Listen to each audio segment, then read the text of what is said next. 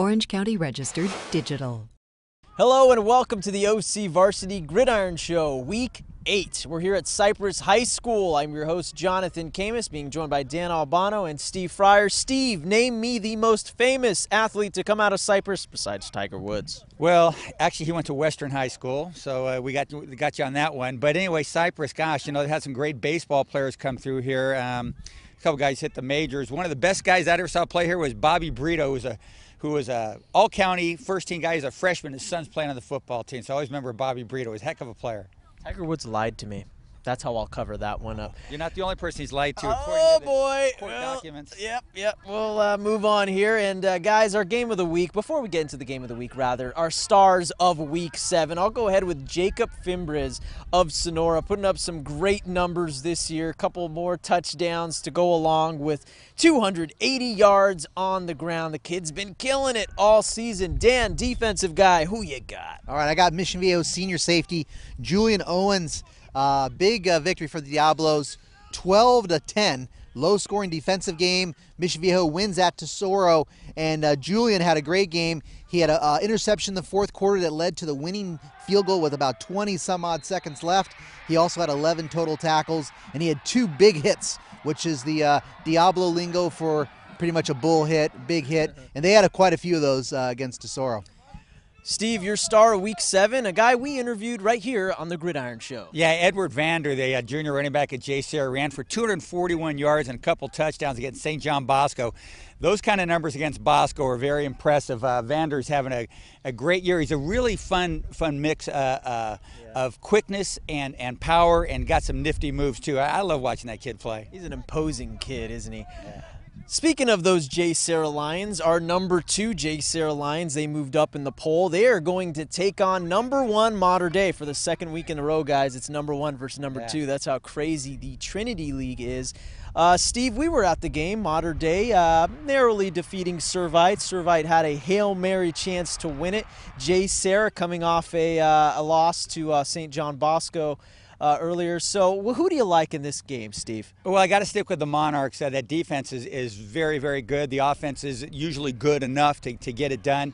You know, JSerra has got to put that loss behind them and not freak out because you're playing Mater Dei. You got a lot of teams that when they play Mater Dei, they see the 3 stripes at Santa Ana Bowl. Man, they kind of lose it there. But JSerra's got to put that loss behind them and focus. They got a lot of winners on that JSerra team. And when I think of their quarterback, Nick Robinson, that's the one word I think of as winner. So JSerra, very capable of winning that game. But, you know, I think Mater Dei and maybe another really close Trinity League game. Gosh, guys, you know, all 3 games were decided by the way with 5 points, 1 point, 3 point. The Trinity League last week. Could see a lot of the same this week. We talked about it. This is the best Trinity League we've ever seen. Dan, your thoughts as we head into another number 1, number 2 matchup? I know.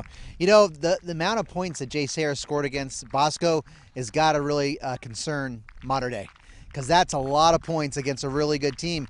So, you know, I think Mater Dei is probably going to pull it out somehow. But I think Mater Dei still got some things to clean up, and they're still getting plagued by some turnovers. So they got to have to play better, or they will get beat this week.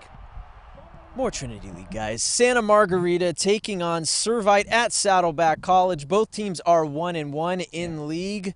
Steve, how do you break this one down? Well, you break it down by taking a look at Travis Waller's ankle. He turned that ankle early in the game against Mater Dei. You know, they wrapped it and re-wrapped it a couple times. He went out there in the fourth quarter, and he just wasn't the same Travis Waller. He gutted it out. He certainly did, and, you know, got a lot of praise from Coach Rollinson and everybody for doing his best. You know, he's put on Twitter that day he's determined he's going to play in this game, and we'll have to see. But his effectiveness will be crucial to this game because Santa Margarita's got weapons. We just saw the KJ Costello Air Show, 495 yards. That's a single game passing record at Santa Margarita. They've had some quarterbacks there, you know, Sean O'Brien, you know, Carson Palmer, on and on it goes. So you're setting Johnny Stanton. You're setting those kind of records at Margaritaville, man. You're doing pretty good. How do you handicap this one? As you mentioned, KJ Costello seemingly on another planet right now. Yeah, I mean, and, you know, he's only a junior. KJ is, you know, this is why all those big offers rolled in the summer, because he was looking so great. And, you know, he's got the, you know, 2 receivers really going for him right now with Kyle Sweet and Bianchiani. But I think that injury to Waller is huge. That his mobility is what really separates him, makes him so different than so many guys. And I think the amount of points that Santa Margarita is scoring, I am gonna pick the Eagles to get the upset here. Okay. I think they're just rolling too much. They're scoring so many points. I don't know if JSerra is gonna. If Servite's gonna be up to hanging with the Eagles. Okay, a non-Trinity League game we'll talk about, guys. It's the Crest View opener between Villa Park and Foothill. Both teams are 5-2 and riding 4-game win streaks. I think this is going to be a lot of fun, Steve. This is Thursday night. Well, I still like Villa Park to win this game. Just saw Foothill last week in El Medina, and I saw Foothill about 3-4 weeks ago. Foothill's gotten better since then. Okay. Mobius, the quarterback who made his debut against Brea, when I saw that game, pretty good that game. Boy, he's really climbed the ladder, done pretty well.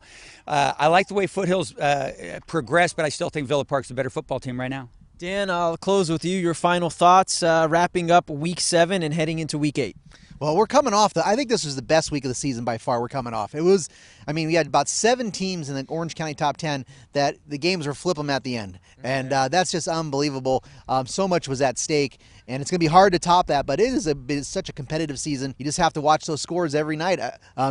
Johnson was. I covered Mission last week, and one of the first things he said to me after the game, we did the interview after Mission Viejo, he's like, "Do you know any other scores? What else is going on?"